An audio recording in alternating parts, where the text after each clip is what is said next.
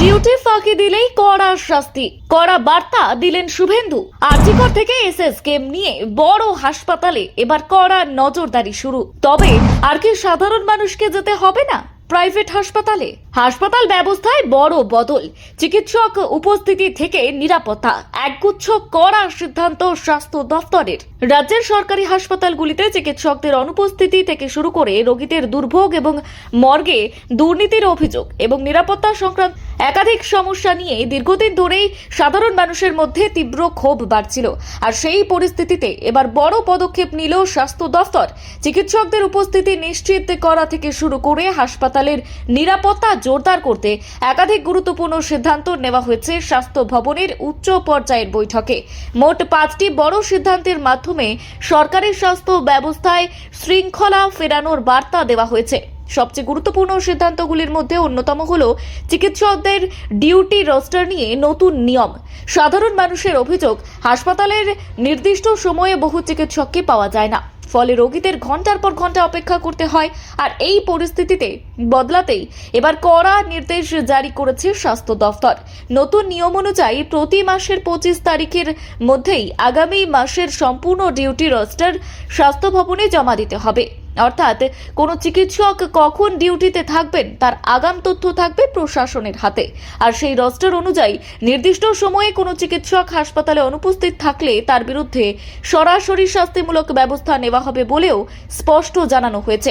শুধু duty roaster নয়, এবার হাসপাতালগুলিতে চালু করা হচ্ছে বাধ্যতামূলক বায়োমেট্রিক হাজিরা ব্যবস্থা। ডাক্তার থেকে শুরু করে নার্স, স্বাস্থ্যকর্মী থেকে শুরু করে চতুর্থ শ্রেণীর কর্মী সকলকেই বায়োমেট্রিক পদ্ধতিতে হাজিরা দিতে হবে। স্বাস্থ্য দফতরের মতে এর ফলে ডিউটি ফাঁকি বা হাজিরা নিয়ে কারচুপি অনেকটাই বন্ধ করা সম্ভব হবে। এর পাশাপাশি হাসপাতালের জরুরি বিভাগে নজরদারি আরও বাড়ানো হচ্ছে। প্রতিটি সরকারি হাসপাতালের এমার্জেন্সি বিভাগে 24 ঘন্টা সিসিটিভি ক্যামেরা চালু রাখা হবে। তবে সবচেয়ে গুরুত্বপূর্ণ বিষয় হলো এই ক্যামেরাগুলির নিয়ন্ত্রণ স্থানীয় হাসপাতাল কর্তৃপক্ষের হাতে থাকবে না। স্বাস্থ্য ভবন থেকেই সরাসরি লাইভ মনিটরিং করা হবে জরুরি বিভাগের সমস্ত কার্যকলাপ। ফলে কোনো গাফিলতি বা বিশৃঙ্খলা ঘটলে তার সঙ্গে সঙ্গেই নজরে আসবে প্রশাসনের। রোগীদের অভিযোগের অন্যতম বড় বিষয় ছিল এমার্জেন্সিতে পর্যাপ্ত সিনিয়র চিকিৎসক না পাওয়া। আর সেই সমস্যার সমাধানেও নতুন নির্দেশিকা আনা হয়েছে। এখন থেকে প্রতিটি মেডিকেল কলেজ হাসপাতালের জরুরি বিভাগে 24 ঘন্টায় একজন অতিরিক্ত অ্যাসিস্ট্যান্ট প্রফেসর পদমর্যাদার সিনিয়র চিকিৎসক এবং আরও একজন চিকিৎসক উপস্থিত থাকবেন। স্বাস্থ্য দফতরের আশা, এর ফলে রেফার রোগীর সংখ্যা কমবে এবং জরুরি চিকিৎসা পরিষেবা আরও উন্নত হবে। এদিনের বৈঠকে মর্গে বেআইনি টাকার লেনদেন নিয়েও কড়া অবস্থান নিয়েছে স্বাস্থ্য ভবন। বহু ক্ষেত্রে অভিযোগ উঠেছে, ময়না তদন্তের সময় মৃতের পরিবারের কাছ থেকে বেআইনিভাবে টাকা দাবি করা হয়। আর এই ধরনের দুর্নীতির বিরুদ্ধে এবার সরাসরি হুঁশিয়ারি দিয়েছে প্রশাসন। জানানো হয়েছে, পোস্টমর্টম সংক্রান্ত কোনো আর্থিক লেনদেনের অভিযোগ প্রমাণিত হলে সংশ্লিষ্ট কর্মীর বিরুদ্ধে সঙ্গে সঙ্গে কড়া প্রশাসনিক এবং আইনি ব্যবস্থা নেওয়া হবে। এমনকি সাসপেনশন পর্যন্ত হতে পারে বলেও ইঙ্গিত দেওয়া হয়েছে। চিকিৎসক এবং স্বাস্থ্যকর্মীদের নিরাপত্তা নিয়েও নতুন পরিকল্পনা নেওয়া হয়েছে।